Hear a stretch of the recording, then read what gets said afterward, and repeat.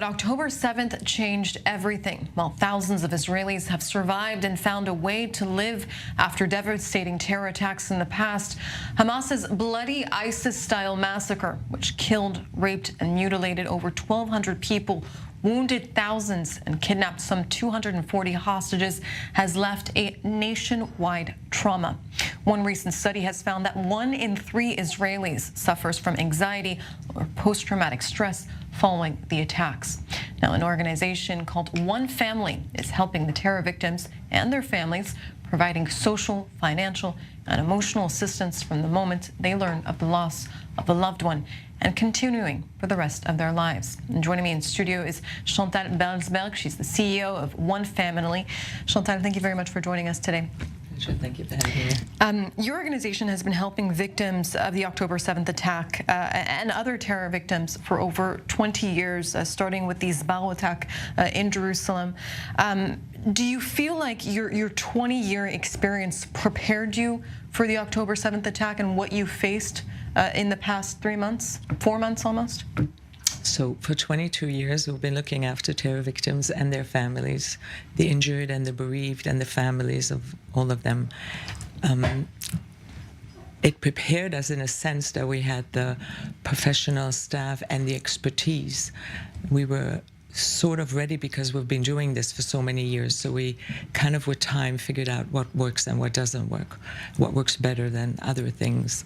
But in terms of the numbers, we weren't prepared for these types of numbers because the people we needed to reach in one day is like the size of the organization.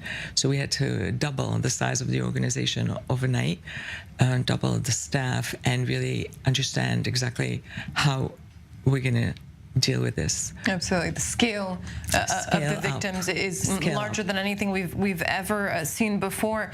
And speaking of which, how did you, and Doron, I'd like to invite you as well to comment on this, but the scale of this attack compared to the many other terror attacks that we've seen in the past, if we look at the first intifada, the second intifada, how do you even begin to describe how much exponentially larger the October 7th attacks were? This is a whole new magnitude. I mean, there's no comparison. We went for war, we went for intifada, but this is a different terror attacks, of course, but this is a different scale, and it will take a lot of time to the country to recover. It will recover, on one hand, in the battlefield by gaining the objective needed, but on the other hand, with this kind of therapy that is required. I myself carry many soldiers of mine from the 82 war that still carry those wounds, so it's a big challenge. Yeah, we haven't had that many people killed in one day since World War II almost. Plus, everybody says it's going to take 30 years for the entire country to recover from this trauma. Everybody has somebody who they know, or a friend of somebody, or if it's their neighbor, or if it's their best friend's son. It's hit us all.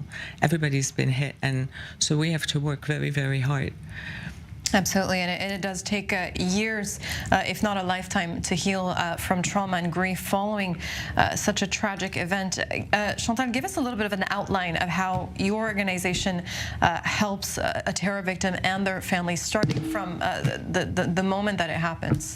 So the goal of the organization is really to make sure that the terrorists don't win. The terrorists have taken one soul, the best, the flower of the family, but we need to make sure that the family survives. We need to make sure that the family thrives. We need to make sure that they keep bringing on babies, that people get married, that people finish school, that people stay married, that children enlist in the army, that they go to school, that they start jobs, that they get married, that they bring more children. We need to make sure that the terrorists don't win on that front. So that's really the goal of the organization, is to empower the family and to really rehabilitate the family so that the family can survive and eventually thrive emotionally, physically, financially. So we help on all fronts.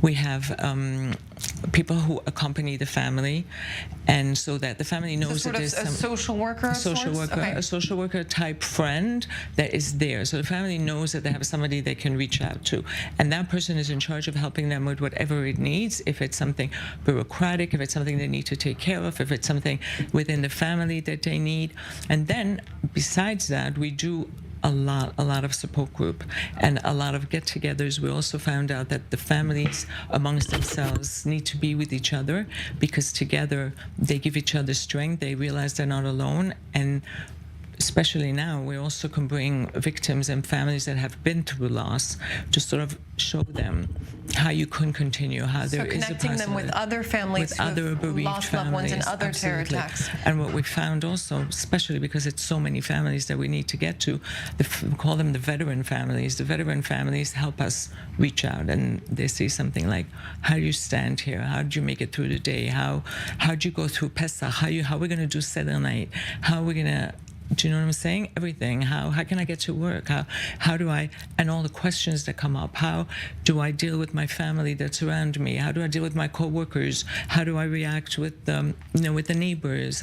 And also everybody reacts differently. So they also need to understand that whatever they go through is normal, and everybody reacts differently. And then there's coping mechanisms for everybody. And also within the family, people need to understand it's okay if my spouse doesn't want to see anybody and dress in black and doesn't want to leave the house. And it's okay if I want to go out and party. Everything is allowed, and we have to understand each other, and we need to support each other, and we need to be there for each other, especially within the family unit. Then there's a relationship between the parents and the children that we work on, so that the children don't say things like, when my brother was killed, my parents changed, I've lost my parents. We don't want that to happen. So we also need to work on relationships between the parents and the children, work on relationship within the couple, so that you don't have things like, so many parents who lost a child that get divorced. We have to work on that. There's so many different fronts and so many different areas that we work on. Really incredible work that you're doing, necessary work for this collective trauma. And the collective trauma, it's not just the victims of terror. And it should be mentioned also that we're facing not just a terror attack, we're facing the trauma of war. We're facing civilians, soldiers that are suffering PTSD. Doron, the IDF has had to completely revamp how it deals with its soldiers that are coming back now. Slowly, these reservists are being pulled out of the army. Some are coming back with a lot of PTSD. How is the IDF preparing for this, especially when they come off of the battlefront, that first week when they're coming off? How do they deal with that? How do they prepare for them to re-enter civilian life? I think it's not easy, because the capacity of the army or the state even is limited. So organizations like yours, they come in the right moment, and this is numbers that we've never witnessed in the past, and it includes civilians and not only soldiers. So this is a real challenge to Israeli society as a whole. Also, I think the fear from the future. There's some sense of insecurity in the Israeli society. I would say insecurity a sense of insecurity in Israeli society, and we're looking forward, and this together, to create the cohesiveness of the society. This can be the infrastructure that can support a healing. Absolutely, a common trauma that will take a very long time. I want to thank you very much, both of you, for joining us in the studio today.